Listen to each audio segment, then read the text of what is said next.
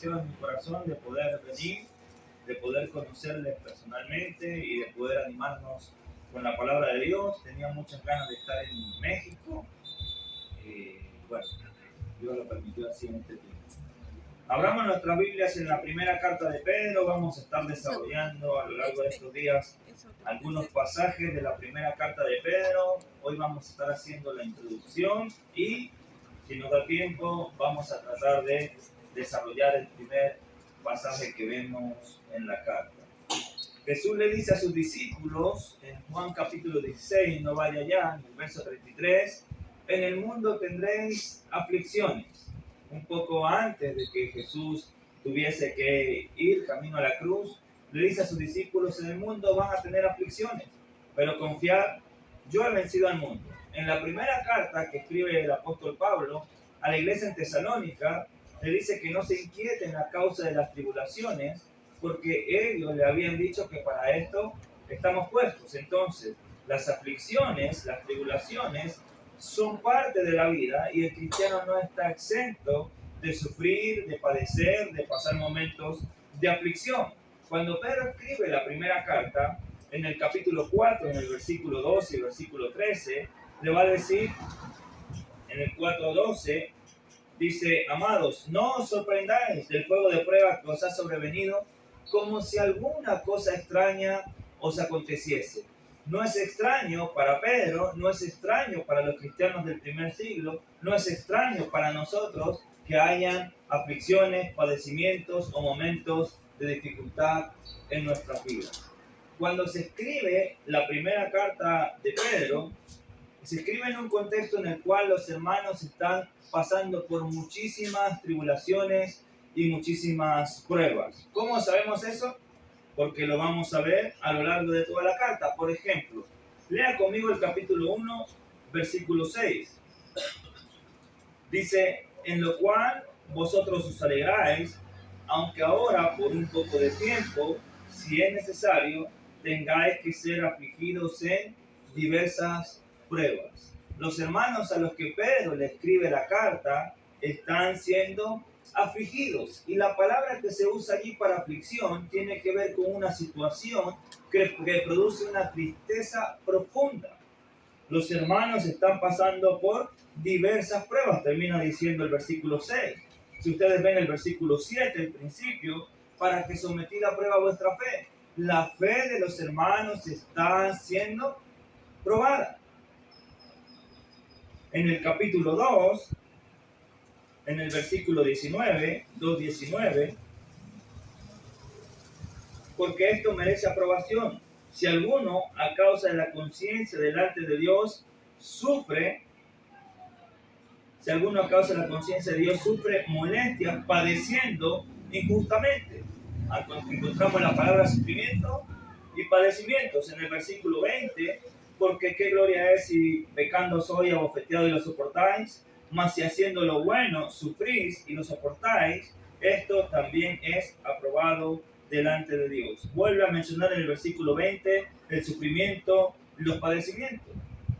Más de 18 veces a lo largo de toda la carta, Pedro va a hablar de padecimientos, de sufrimientos. En el versículo 21, pues para esto fuiste llamados porque también Cristo, nuevamente la palabra padecimientos. En el capítulo 3, en el versículo 13, ¿y quién es aquel que os podrá hacer daño?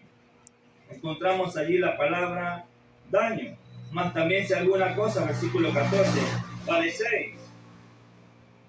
3:16, teniendo buena conciencia para que los que murmuran de vosotros como malhechores sean avergonzados los que calumnian vuestra buena conducta en Cristo. Versículo 17, porque es mejor que padezcáis haciendo el bien. Padecimientos, padecimientos, padecimientos. En el 3:18, porque también Cristo padeció. En el capítulo 4, versículo 1, puesto que Cristo ha padecido por nosotros en la carne, vosotros también armados del mismo pensamiento, pues quien ha padecido en la carne terminó con el pecado. En el 4:12, que leíamos hace rato, Hermanos, no os sorprendáis del fuego de prueba que os ha sobrevenido como si alguna cosa extraña os aconteciese. Versículo 13, sino gozaos por cuanto sois participantes de los padecimientos de Cristo. Entonces encontramos a lo largo de toda la carta que los hermanos que van a recibir el mensaje son hermanos que están enfrentando momentos muy difíciles. Hay mucho dolor en el corazón de ellos. Hay mucho sufrimiento, hay mucha angustia. Termina el capítulo 4, de modo que los que padecen, según la voluntad de Dios, encomienden sus almas al fiel Creador y hagan el bien. Comienza el capítulo 5, adivine con qué. Con más padecimientos. Ruego a los ancianos que están entre vosotros, yo anciano también y testigo de los padecimientos de Cristo. Y en el 5:10, mas el Dios de toda gracia que nos llamó a su gloria eterna, Jesucristo, después de que hayáis padecido un poco de tiempo. Hay mucho sufrimiento en la vida, en el corazón de los destinatarios de esta carta. De hecho, en el capítulo 1, versículo 1, Pedro va a hablar quiénes son los destinatarios. Y va a mencionarnos algo que es bien valioso e importante para entender cuál es la situación que ellos están enfrentando. En el capítulo 1, versículo 1, Pedro, apóstol de Jesucristo, a los expatriados de la dispersión en el Ponto, Galacia, Capadocia, Asia y Bitinia. Los hermanos a los que Pedro le escribe, según el versículo 1, son expatriados. ¿Y qué significa el hecho de que son expatriados? ¿A qué hace referencia Pedro cuando habla de que los hermanos a los que le escribe han sido expatriados? El sentido de la frase expatriado tiene que ver con alguien que no por voluntad propia, sino por una obligación forzosa, ha tenido que abandonar sus casas, sus tierras y sus vidas. Los hermanos a los que Pedro le escribe los han perseguido, el mundo los ha desechado.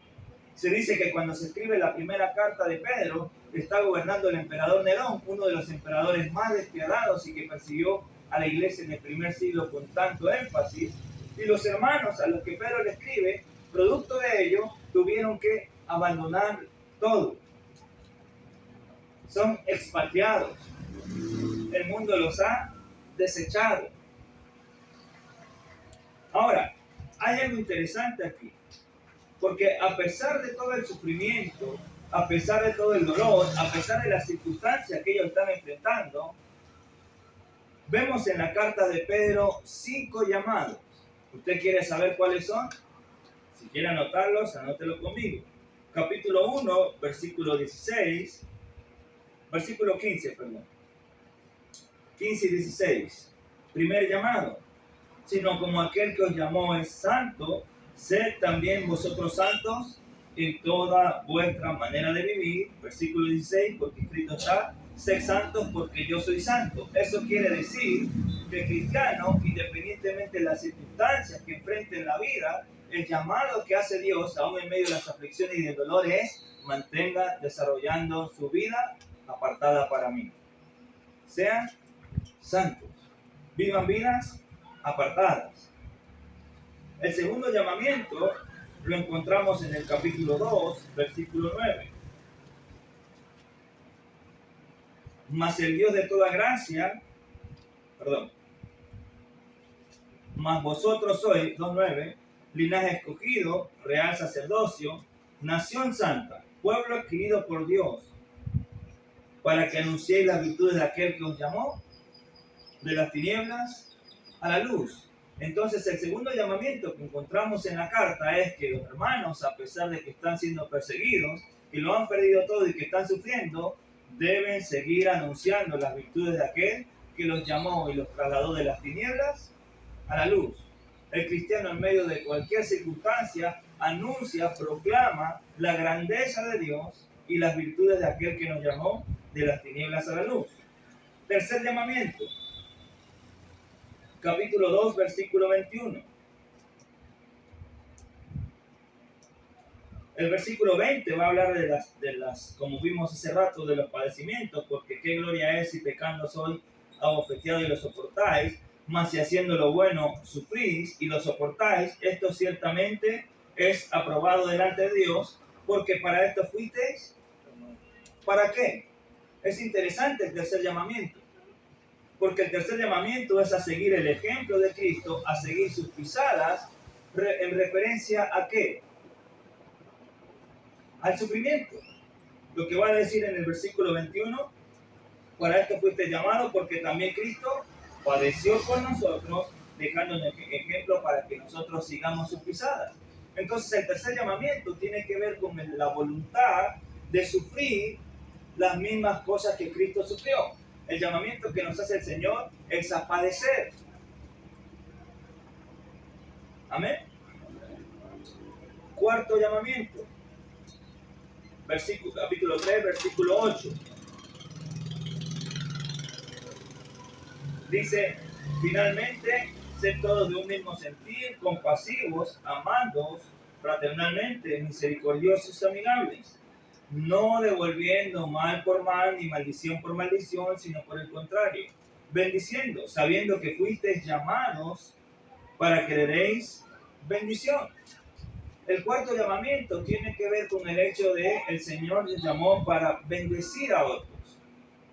A pesar de las circunstancias, a pesar del sufrimiento, a pesar de las aflicciones, a pesar del dolor, a pesar de haber perdido todo, los hermanos tienen que ser de bendición para aquellos que se cruzan en su vida.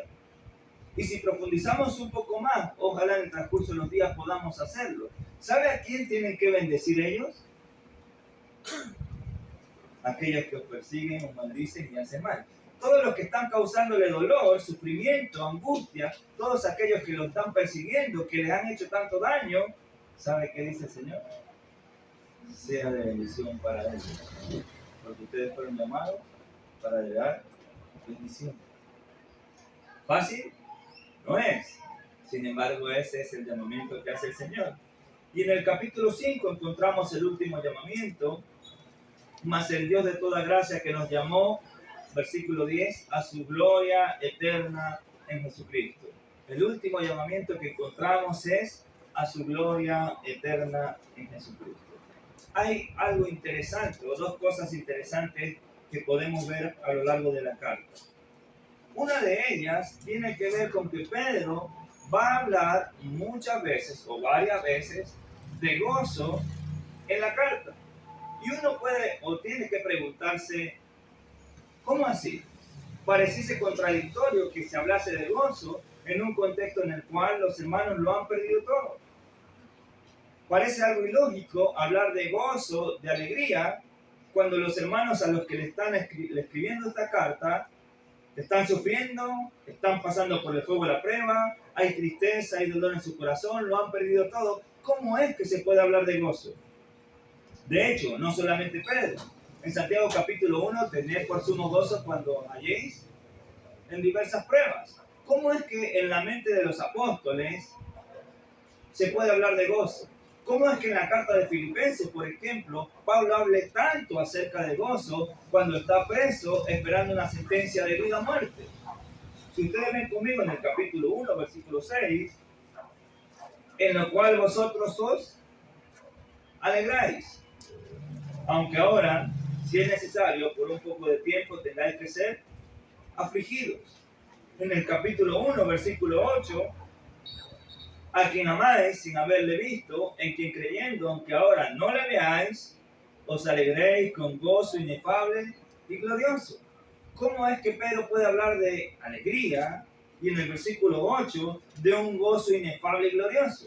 La palabra inefable es un gozo tan grande que no se puede ni siquiera expresar.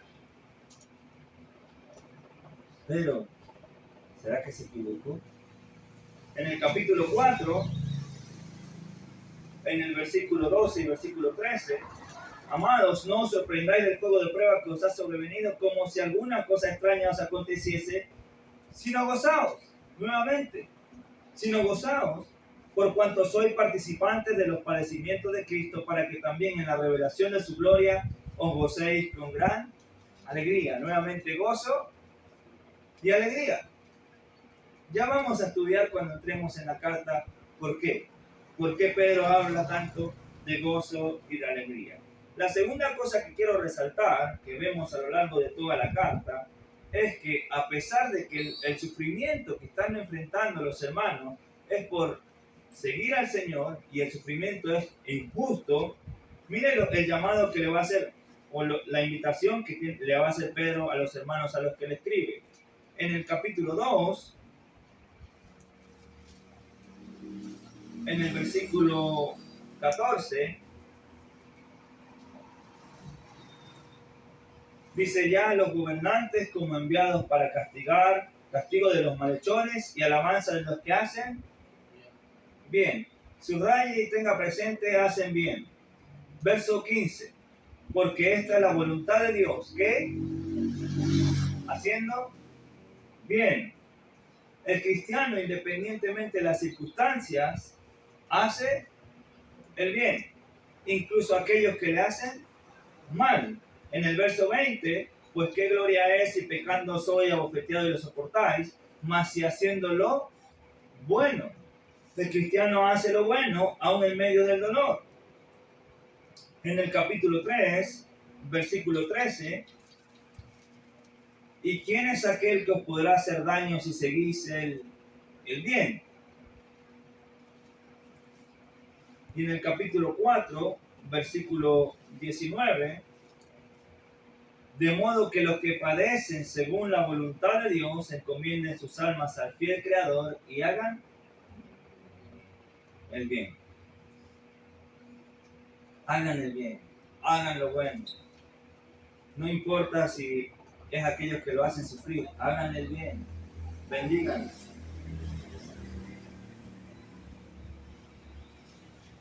Otra cosa que podemos decir, que es interesante y que nos va a animar mucho. En la primera carta de Pedro, no solamente están sufriendo los destinatarios de la carta. ¿Sabe también de qué sufrimiento se habla? ¿Quién también padeció? 2:20.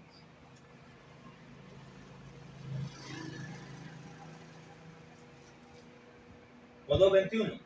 Pues para esto fuiste llamado, porque también Cristo padeció por nosotros. No solamente Pedro le está diciendo: ustedes están sufriendo y están sufriendo injustamente. Recuerden que también Cristo padeció.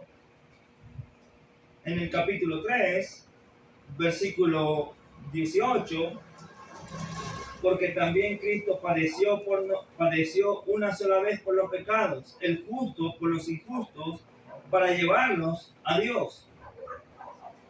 ¿Quién también padeció? Cristo. En el capítulo 4, versículo 1, puesto que Cristo ha padecido por nosotros en la carne. Entonces Pedro es enfático al decir: hermanitos lindos, no solamente ustedes están sufriendo, Cristo también padeció. Y de ahí surge un concepto que se desarrolla a lo largo de toda la carta. ¿Y sabe cuál es? Que después de los padecimientos vienen las glorias. Cristo padeció, sufrió, pero después de eso Dios lo exaltó. Y es un concepto que vamos a ver a lo largo de toda la carta. Amén.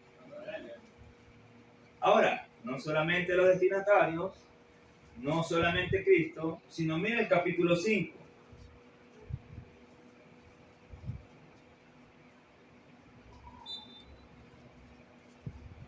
Dice, verso 8: sed sobrios y velad, porque vuestro adversario el diablo, como el león rugiente, anda alrededor buscando a quien devorar, al cual resistid firmes en la fe, sabiendo que los mismos padecimientos se van cumpliendo en vuestros hermanos en todo el mundo. Hermanito lindo, eso que usted está atravesando hoy, esa aflicción que usted está enfrentando, esa tristeza y ese dolor, también lo han pasado otros. Los destinatarios, Cristo, y según Pedro, los hermanos en todo el mundo van aparecer. Ok, vayámonos al capítulo 1. ¿Se entiende un poco lo que está sucediendo en el entorno, en el contexto de los destinatarios a los cuales Pedro le escribe? ¿Se entiende? ¿Cuál es la situación que están enfrentando? ¿Por qué Pedro se ve motivado a escribirles? Ahora, hay algo muy lindo en la primera carta de Pedro, porque en medio de todo el sufrimiento, de todo el dolor, Dios va a animar mucho a su pueblo, así como lo va a hacer con nosotros en esta noche. Y no solamente en esta noche, sino a lo largo de estos días, por medio de esta maravillosa carta. Si nos concentramos en el primer pasaje, va a comenzar el capítulo 1 diciendo: Pedro, apóstol de Jesucristo, a los expatriados de la dispersión en el Ponto, Galacia, Capadocia, Asia y Bitinia. Es interesante la manera como Pedro comienza la carta. Y tal vez nosotros pudiéramos pensar que Pedro se identifica y pone su posición apostólica porque es una costumbre. Vemos las cartas de Pablo, que Pablo se presenta y habla de su apostolado. Sin embargo, me parece que el sentido que quiere transmitir Pedro no solamente es identificarse para que sepan que él es el autor de la carta, no solamente habla de su apostolado para que conozcan cuál es su posición, pues vemos que los apóstoles no andaban buscando su propia gloria. Entonces uno tiene que pensar por qué Pedro comienza así, por qué se identifica y por qué habla de su apostolado. Y lo primero que podemos decir es que el hecho de que Pedro se identifique le da mucha autenticidad y seguridad al mensaje que va a transmitir. Los hermanos van a sentir mucha confianza de que en medio de su situación el apóstol tiene conocimiento de lo que ellos están viviendo y hay un mensaje para ellos. Pero hay algo más lindo. La palabra apóstol, ¿qué significa? Enviado. Pero no está hablando de que él es apóstol simplemente para poner su posición, sino que en el medio del sufrimiento, en medio del dolor, en medio de las aflicciones, en medio del fuego de prueba que ellos están enfrentando, Dios les manda a decir que hay un mensaje enviado de parte de Dios para ellos. O sea que el mensaje que vamos a escuchar hoy, el mensaje que vamos a escuchar mañana, no es el mensaje de Pedro, no es el mensaje de Raúl, es un mensaje enviado de parte de Dios para cada una de nuestras vidas. Amén. Y si usted está sufriendo, si usted está padeciendo, si usted está pasando por alguna aflicción, qué mejor que Dios sea el que hable a su vida para fortalecerle, animarle, consolarle y ayudarle en medio de su tribulación.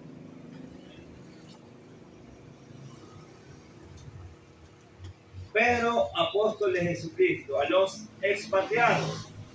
Ya hablamos un poco hace unos minutos del significado de la palabra expatriado. La palabra expatriado tiene que ver con alguien que tuvo que huir, abandonar sus casas, sus tierras, sus vidas. En ese tiempo pertenecer a un lugar no solamente le daba seguridad por el hecho de lo que tenían, sino que les daba confianza por el hecho de que pertenecían a un lugar. Estos hermanos ya no pertenecen a un lugar, y no solamente no pertenecen a un lugar, sino que lo han perdido todo. De hecho, en el capítulo 12 ellos están sufriendo a manos de los gobernantes, ellos están sufriendo a manos de sus jefes, ellos están siendo perseguidos. En el capítulo 3, las mujeres casadas con maridos inconversos están sufriendo. Hay sufrimiento por todos lados.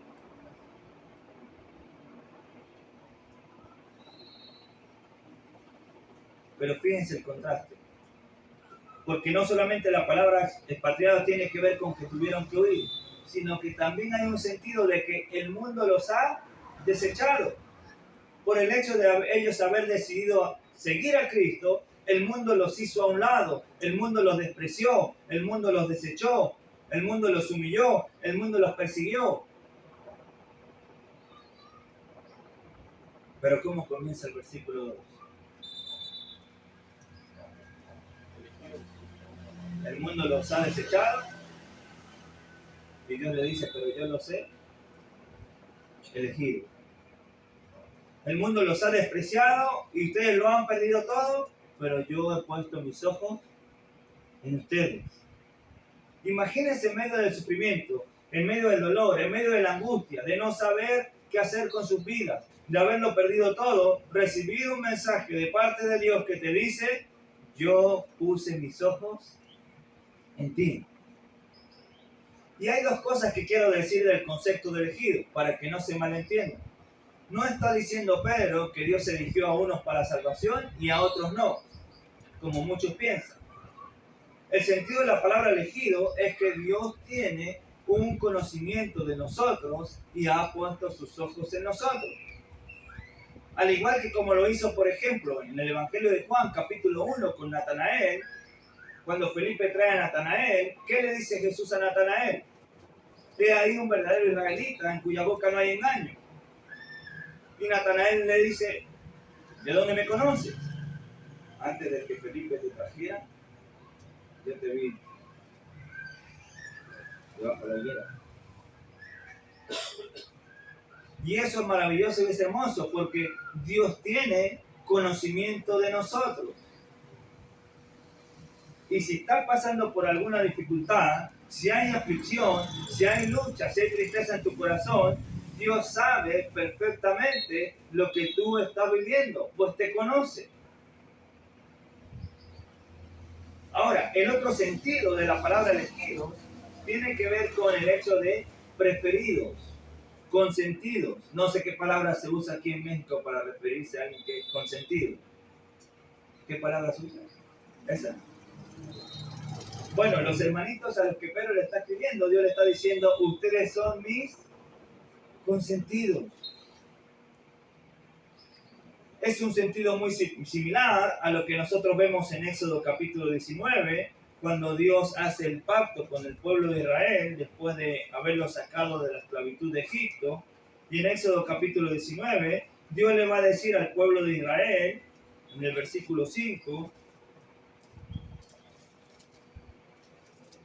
Éxodo 19:5, ahora pues, si diereis oído a mi voz y guardareis mi pacto, vosotros seréis mi especial tesoro sobre todos los pueblos, porque mía es toda la... Ese es el sentido. Dios le está diciendo a los hermanitos que están sufriendo, ustedes son parte de mi especial tesoro. Aunque el mundo los ha desechado, ustedes son parte de mi especial tesoro. Aunque lo han perdido todo, yo he puesto mis ojos en ustedes y conozco su situación. Ustedes son valiosos para mí. ¿Qué se siente? A pesar de la tristeza y del dolor que enfrentamos en esta vida, ser parte del especial tesoro de Dios. ¿Le llena eso de gozo? ¿Se siente bendecido de que Dios haya puesto sus ojos en ti y en mí? ¿Se siente acompañado al saber que Dios conoce la situación que estás enfrentando, el sufrimiento que estás viviendo, y en medio de ello te dice, yo puse mis ojos en ti? Y es un concepto que vemos a lo largo de toda la primera carta de Pedro. Mire conmigo, volvamos a la primera carta de Pedro, capítulo 2, versículo 4. 2:4. Acercaos a él, piedra viva, desechada ciertamente por los hombres, mas para Dios escogida y... El verso 4 está haciendo una referencia a Cristo. Cristo fue la piedra viva desechada por los hombres, mas para Dios preciosa y escogida. Pero mira cómo comienza el versículo 5. Vosotros también, hermanito lindo, somos parte del especial tesoro de Dios. Somos valiosos para Él. En el capítulo 2, versículo 9, el mismo concepto, la misma palabra. Mas vosotros sois linaje escogido, La misma palabra del capítulo 1, versículo 2. ¿Sabe lo que significa la expresión linaje escogido? Somos parte de la familia que Dios ha elegido para sí. Somos parte de la familia de Dios. Somos valiosos para Él. Somos parte de su especial tesoro. Eso debe ser un motivo por el cual gozarse a pesar de las aflicciones que vivimos en esta vida, en esta noche. Amén. Amén. Volvamos al capítulo 1, versículo 2. Dice, elegido según la presciencia de Dios Padre en santificación del Espíritu, para obedecer y ser rociado con la sangre de Jesucristo. Gracia, paz os sean multiplicadas. Hay algo interesante en el versículo 2. ¿Por qué Pedro menciona al Padre? ¿Por qué Pedro menciona al Espíritu Santo? ¿Por qué Pedro menciona a Jesucristo? Es interesante que en un solo verso se mencione a los tres: Padre, Hijo, Espíritu Santo. Si los hermanos a los que le escribe han sido desechados y expatriados, apartados y se sienten solos, el Padre, el Hijo, el Espíritu Santo están contigo y trabajaron en tu salvación. Amén. El Padre nos escogió según la presciencia, y esa palabra presciencia tiene que ver con el conocimiento previo. Dios tiene conocimiento de cada uno de nosotros y de cada una de las situaciones que nosotros enfrentamos en esta vida. Él nos conoce. Él sabe lo que tú y yo estamos viviendo. Él sabe lo que tú y yo hemos hecho. Él sabe lo que tú y yo estamos haciendo. Y aún así ha puesto sus ojos en nosotros. Después va a hablar en el versículo 2 de la santificación del Espíritu. Dios nos ha santificado. ¿Qué significa la palabra santificación o santidad o santo? Si la palabra es apartado, entonces el concepto es que Dios ha puesto sus ojos en ti, Dios te ha elegido, eres parte de su especial tesoro y Él te ha apartado para sí. Él te ha limpiado, Él te ha perdonado, Él te ha santificado. ¿Cuándo lo hizo? ¿Cómo lo hizo? Capítulo 1, versículo 22. Habiendo purificado vuestras almas por la obediencia a la verdad. En el momento que decidimos obedecer a la verdad en las aguas del bautismo, Él nos apartó, Él nos santificó, Él nos limpió, Él nos purificó.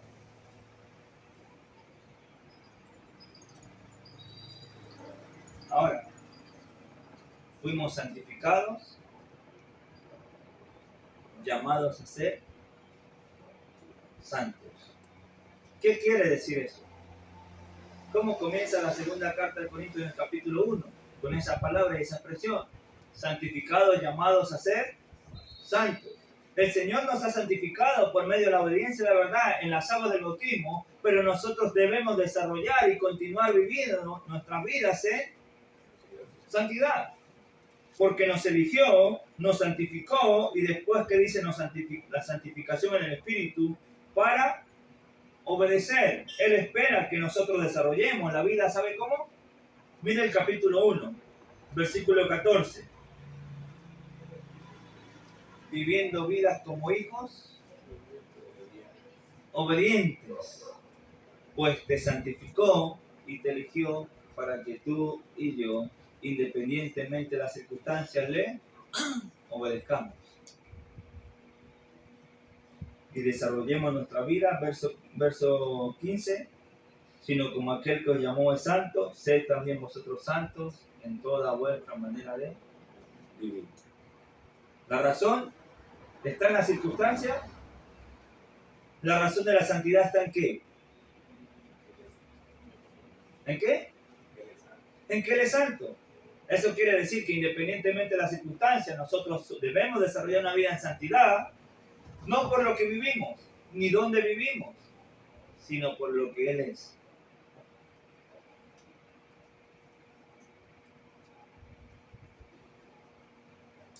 Volvamos al capítulo 1, versículo 2.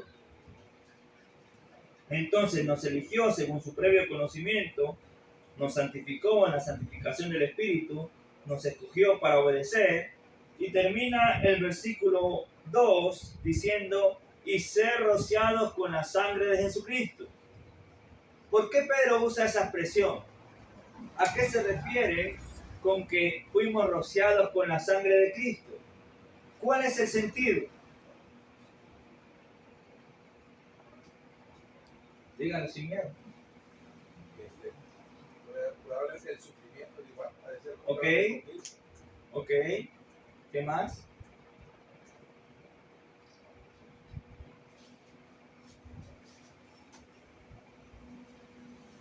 ¿Sabe lo que significa o el sentido que tiene el ser rociado con la sangre? Mire conmigo Hebreos capítulo 9.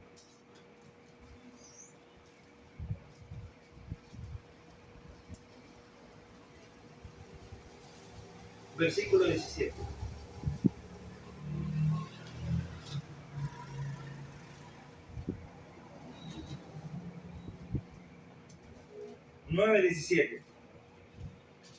Porque el testamento con la muerte se confirma. Está hablando del antiguo pacto y el nuevo pacto. El testamento con la muerte se confirma, pues no es válido entre tanto que el testador vive, donde aún ni el primer pacto fue instituido sin. ¿Cómo se instituyó o se confirmó o se estableció el antiguo pacto? Después de que en Éxodo 19, lo que leímos, Dios le plantea al pueblo, si ustedes oyen mi voz y guardan mi pacto, ustedes van a ser el especial tesoro porque mía es toda la tierra. El pueblo responde en el versículo 8, haremos todo lo que tú has dicho. ¿Sabe qué hace Moisés después? Rocía. Según lo que va a decir aquí, mira el versículo 20.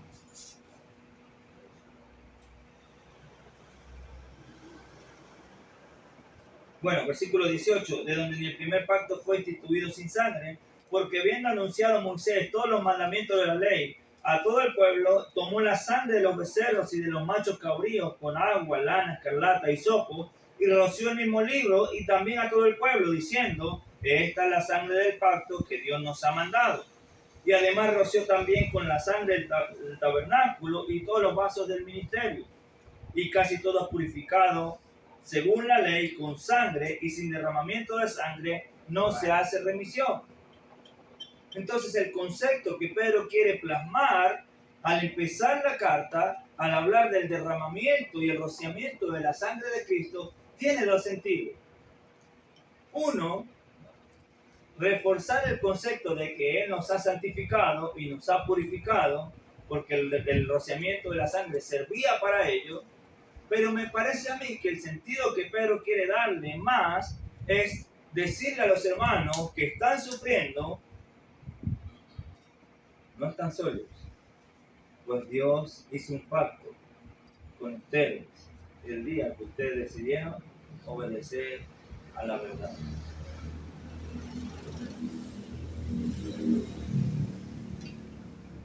¿Y sabe quién es fiel a su pacto? El Señor. ¿Sabe quién es fiel a su palabra? El Señor. ¿Sabe quién cumple sus promesas? El Señor. ¿Sabe quién te dice, no temas, pues yo no te desampararé ni te dejaré? El Señor. ¿Sabe quién prometió estar con nosotros todos los días, no solamente hasta el fin de nuestras vidas, sino hasta el fin del mundo? El Señor. Entonces, en medio de la aflicción, del dolor, del sufrimiento, no estamos solos. El Señor ha hecho un pacto con nosotros y Él va a cumplir su palabra. Él va a cumplir su promesa. Él no nos va a desamparar, Él no nos va a dejar, Él no nos va a abandonar si nosotros permanecemos fieles a Él. El Padre, el Hijo y el Espíritu Santo trabajando en función de nuestra salvación y en medio de nuestras aflicciones no nos abandonan. ¿Le llena eso de gozo? Saber que a pesar de las aflicciones no estamos solos.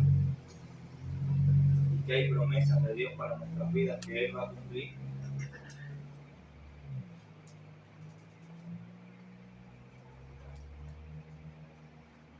¿Estamos bien?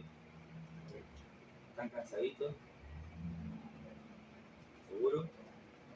Porque si no, en Hechos capítulo 20 el discurso se extendió hasta la medianoche.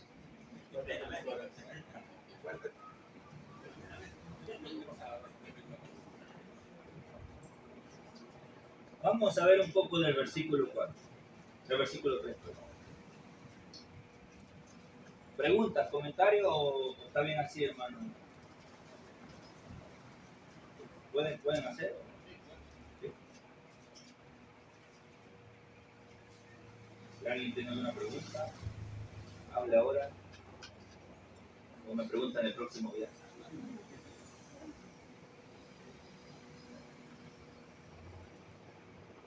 Termina el verso 2 diciendo gracia, paz o sean multiplicados.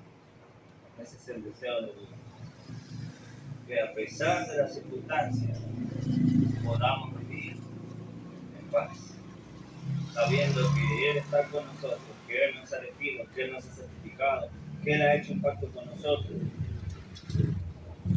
que contamos con Él. Por eso, cuando yo estudiaba esta carta y veía cómo comenzaba el desarrollo como tal en el verso 3, me preguntaba cómo es que Pedro, en medio de tanto sufrimiento y tanto dolor, puede comenzar el desarrollo de la carta diciendo bendito el Dios y Padre de nuestro Señor Jesucristo. ¿Cómo puede alabar, bendecir a Dios cuando están pasando por tantos momentos de dolor? ¿Y sabe por qué? Porque independientemente de la circunstancia, bendecimos, alabamos y glorificamos a Dios. A pesar del dolor que sentimos, a pesar de la tristeza que pueda haber en nuestros corazones, a pesar de lo fuerte de la situación que estamos enfrentando, bendecimos, alabamos y glorificamos a Dios. ¿Sabe por qué? Porque el motivo y la razón por la que le alabamos no es por lo que vivimos, sea bueno o sea malo, sino por lo que Él es. Él es el Dios y Padre de nuestro Señor Jesucristo. Fuimos creados para alabanza y gloria de su nombre. Le alabamos no por lo que pasa en nuestras vidas, sino por lo que Él es. Él se merece toda nuestra alabanza. Él es digno de todo nuestro honor. Por eso le bendecimos y le alabamos aún en los momentos más adversos de nuestras vidas. El salmista en el Salmo 103, en un contexto de sufrimiento, comienza el Salmo diciendo, bendice alma mía Jehová y bendiga todo mi ser su santo nombre. Bendice alma mía, el versículo 2, a Jehová y no olvide ninguno de sus beneficios. Y termina el Salmo invitando a toda la creación a alabar y bendecir el nombre de Dios. ¿Y cuáles son los beneficios que menciona el salmista en el verso 2? Él es el que perdona todos nuestros pecados y nuestras iniquidades. Él es el que rescata del hoyo nuestras vidas. Él es el que sacia de bien nuestra boca. El Señor es el que nos corona de favores y misericordias. Les pregunto, ¿el Señor ha bendecido su vida? ¿El Señor le ha perdonado, le ha limpiado sus pecados y todas sus faltas, aunque no lo merecíamos? El Señor nos corona de favores y misericordias cada día. ¿Son nuevas cada mañana sus misericordias para contigo? ¿El Señor ha rescatado literalmente del hoyo tu vida? La mía sí. Entonces tenemos razones suficientes para alabar y bendecir su nombre, aún en medio de las aflicciones que enfrentemos en nuestra vida.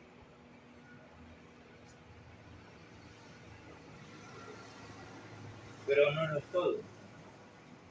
¿Sabe por qué bendecimos y alabamos el nombre de Dios? No solo por lo que Él es. Hasta aquí, pensando en Primera de Pedro, bendecimos y alabamos a Dios por lo que Él ha hecho en nuestras vidas. Según el versículo 1 y 2, ¿qué ha hecho? Nos ha elegido, nos ha perdonado y santificado, apartado para Él, y ha hecho un pacto con nosotros. ¿Son o no son razones suficientes para bendecir el nombre de Él? ¿Son o no son razones suficientes para alabar y glorificar su nombre, aun en medio de la tristeza y del dolor? ¿Son o no son razones suficientes para vivir nuestras vidas siguiéndole y sirviéndole, a pesar de que seguirle represente dolor para nosotros?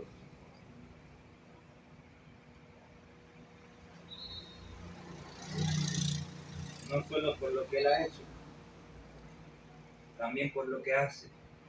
Mire el versículo 5. Que sois guardados por el poder de Dios, mediante la fe para alcanzar la salvación que está preparada para ser manifestada en el tiempo posterior. ¿Qué hace Dios con nosotros en medio de las pruebas y las aflicciones? Somos guardados por el poder de Dios mediante la fe. Entonces bendecimos, glorificamos a Dios por lo que Él ha hecho, por lo que Él hace, y mañana vamos a estudiar por lo que Él hará. Porque los versos que vienen van a hablarnos mucho de lo que Él hará y tiene preparado para nuestra vida. Entonces hay razones suficientes para bendecir y alabar a Dios en medio de cualquier circunstancia.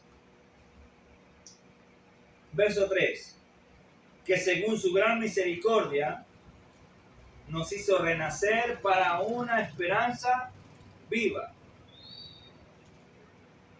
Si nosotros estamos aquí en esta noche, no es por nuestros méritos. No hay nada que nosotros pudiéramos hacer por nuestros propios medios que nos hagan ser merecedores de su amor, de su gracia, de su bondad y de su compasión.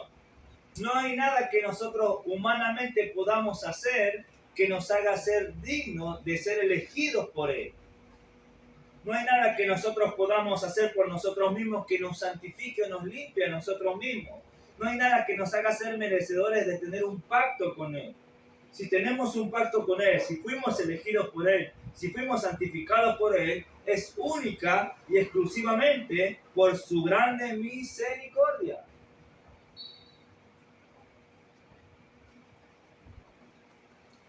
Cuando pienso en la misericordia de Dios, pienso para mí, ¿qué más razón necesito para seguirle, servirle, trabajar por Él cada día de mi vida?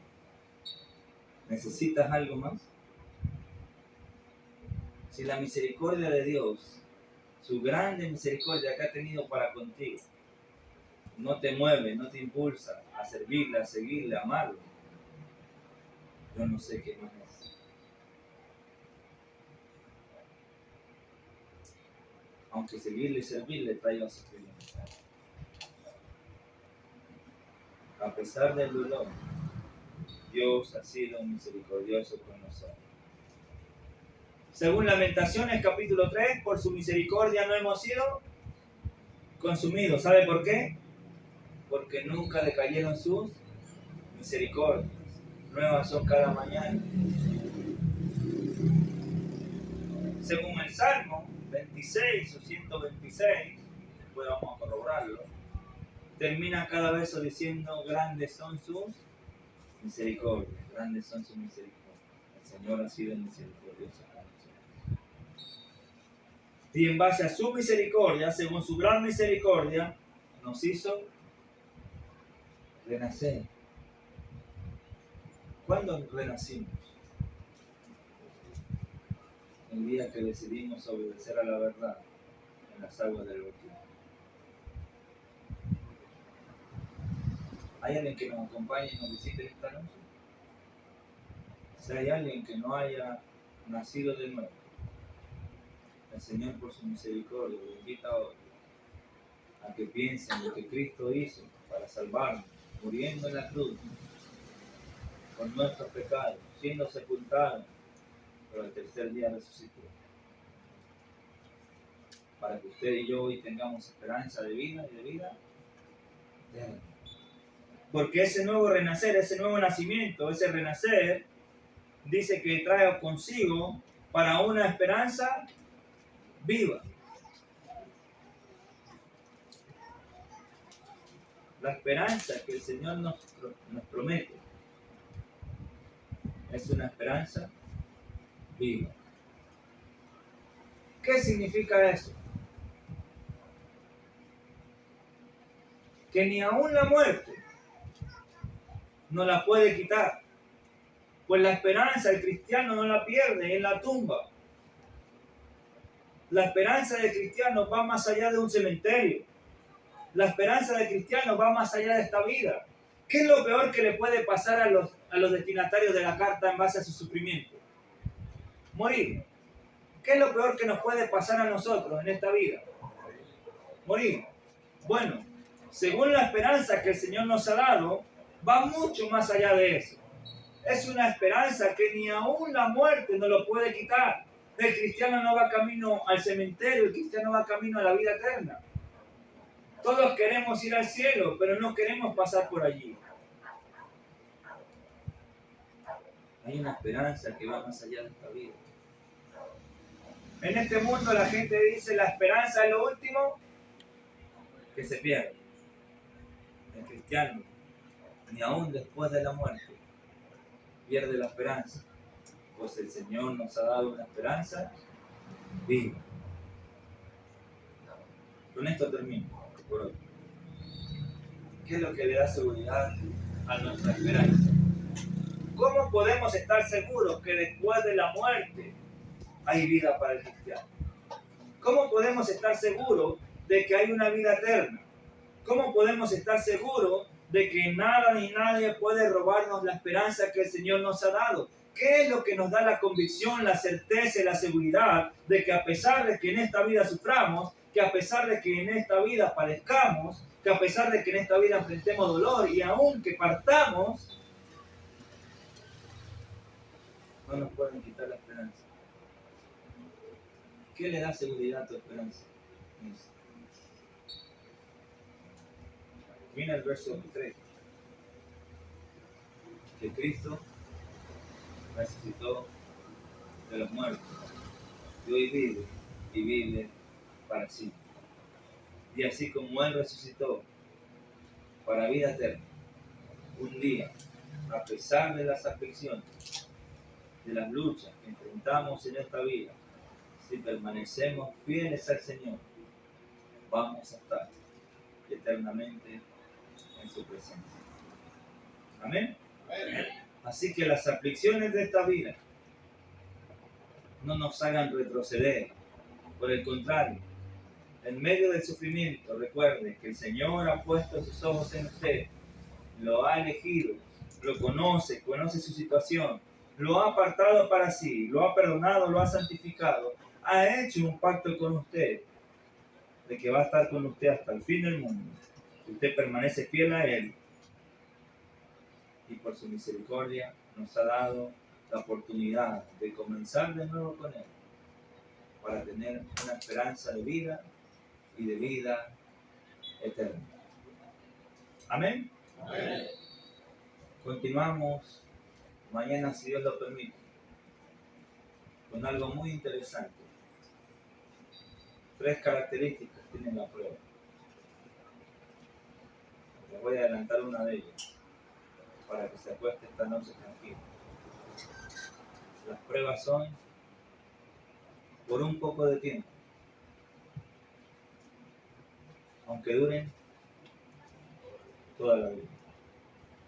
Usted puede decir, pero ¿cómo? ¿Es por un poco de tiempo o duran toda la vida? ¿Quieren saber la respuesta? Nos vemos mañana. Que Dios los bendiga. Amén.